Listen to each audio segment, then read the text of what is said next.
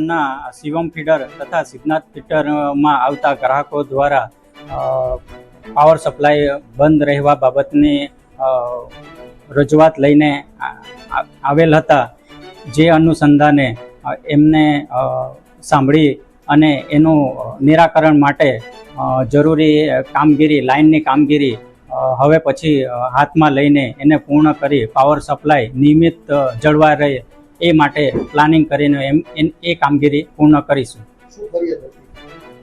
Power supply ખોરવાઈ જવા બાબતની ફરિયાદ હતી અને એના કાયમી નિરાકરણ આવે એ માટેના પગલાં લેવા માટેની રજૂઆત છે.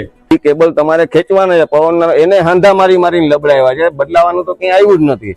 એના અમારે ફરિયાદ રૂપે અમે આ લાલ બંગલે સાહેબને, ડેપ્યુટી એન્જિનિયર સાહેબને અમે આવેદનપત્ર આપવા આવ્યા, વ્યાસ સાહેબને. એને અમે આવેદનપત્ર આપ્યું છે. એને અમને ખાતરી આપી છે કે અમે તમને વધીને મેક્સિમમ શોર્ટ ટાઈમમાં તમારું નિરાકરણ અમે કરી દેશું.